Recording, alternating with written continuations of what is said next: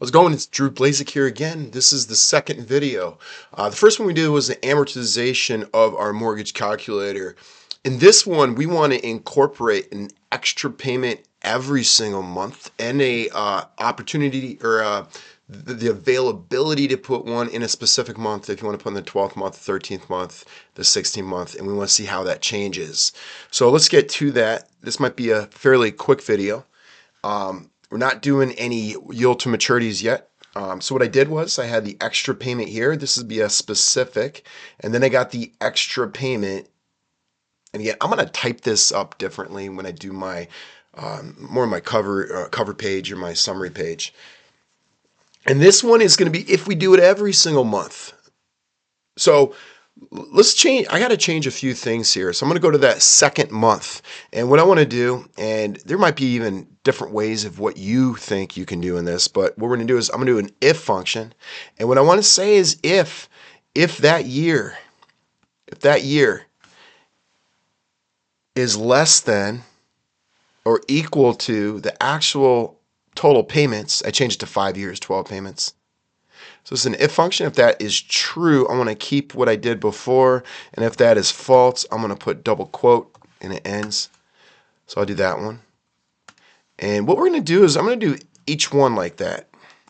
And there was one of these I'm going to have to change later on, do a different calculation. But I just want to show this. So I'm saying if that month is less than or equal to the actual total loans. Remember, I went down to 800 rows. I don't want it to calculate all that. So if that is the case, what I'm going to say is I'm going to hit comma. If it's true, I'm going to keep it the way it is. And if it's false, I want double quote. So it's blank. And we're going to do this for each one. And when I get to the last one, I'm going to do something extra after I do the calculation or the if function. Actually, I'm going to do the calculation, then the if. I always recommend do calculations first because then you could do your if of what you wanted to say. And then when you hit comma, that's if it's true, you already solved it if it's true. So it's easy to remember. Okay, and then we get to the principal amount. Again, if that month is less than or equal to there. And one thing I forgot to do, and I'm going to have to go back and do it in each one. Well, I'll just do this real quick. I said if it's equal to, I got to put a comma there, equal to, you got to make it absolute for that 60 months, and I forgot to do that. And you'll know when you forget to do that when you drag it down, it's not going to be correct.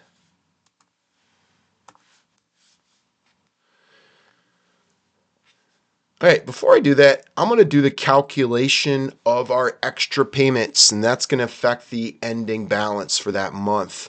So what I'm going to do is I'm going to do this calculation. I'm going to subtract out that extra payment, and if I drag that down, that would do whatever specific one. It will take that away from the ending balance. That would be correct. And then I'm also going to subtract out the extra payment every single month that we made a decision. We're dedicated in doing that before the loan. That would make the assumption you do it in the first, second, third, all the way down. And what I'm going to have to do here is hit function F4 because I want to drag that down. And if you hit $5 in every single month, it will subtract that. So the calculation is correct, and I'm going to go back here and say, well, if my logical test again is just if that month is less than or equal to the 60, function F4, I'm going to freeze that, and if it's true, that's the calculation I have, and if it is false, double quote. Right, I'm just going to go back. I think it was this one was the first one I forgot to do. The interest amount. Just put a $sign in front of all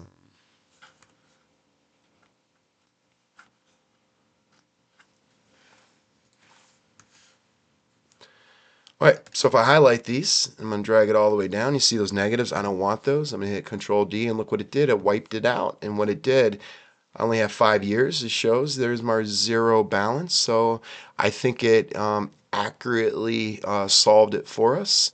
Now, it doesn't solve everything for us, because if I put that extra payment, I'm going to show you what it looks like, and we'll have to make some adjustments later on. And that's every single month. And look what it did. It paid it off sooner, and I got a few negatives because it is basing it off the 60 months. We pay it off quicker, and therefore what is shown here is you're making that PMT, and PMT is 5,674. So this is what's owed back to you, so it doesn't look right. If I use this as a reference, I forgot to show you this part. Okay. And what we want to do is, and then this is going to do it. So you can put in this month, for example, 1,000. That's going to be for that month. I could put $50 for this month. That'd be an extra payment. You don't want that. I could just delete it. I could delete this, and it automatically adjusts. What I want to know is if I put let's say $1,000 every single month, how long did it take to pay it off? I'm going to get those months. Okay. So what we're going to do in this example is I'm going to do something called a sum if function. And remember in the last video, I did the ones. So what I'm going to say is, you got to see what this is saying. It says the range. I'm going to do the beginning balance. So it wants to know what range I'm looking at. So I'm going to say if the beginning balance, I'm going to highlight all the way down. I'm going to go up here in the formula bar. If that range, and I'm going to go comma, now it's asking my criteria. If that value is greater than 0, I don't want negatives, right? Once it hits negative, I don't want to calculate it.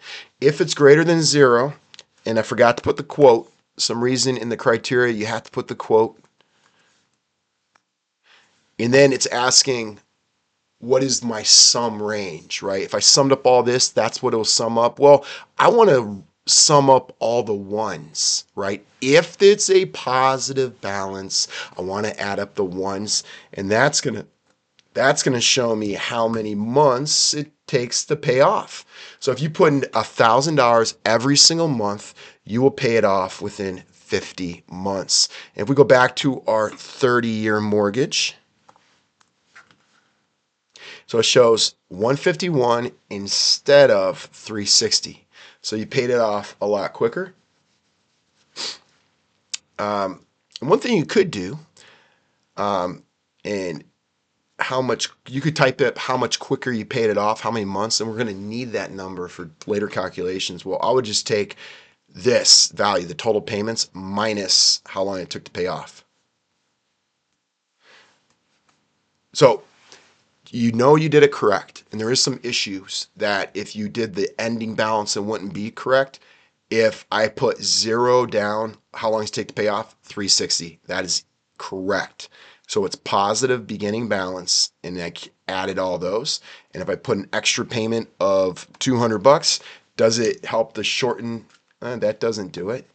How about $1,000? This is a one-time payment, and it shortens it up, that $1,000, by 3 months later on. So it kind of gives you an idea of the interest you would save. It saves you those payments later on, and then we could do later calculations. So, so far it's getting pretty robust. All right, in the next video, what we're going to do is we're going to calculate how much money do we save if we do this. I want to know the interest amount I saved compared to if I went the life of the loan. Okay, so that we're going to do those calculations, and those are very vital to find out how much of that $100 I'm putting in every single month, how much money am I making on that as a yield to maturity. So that's what we need.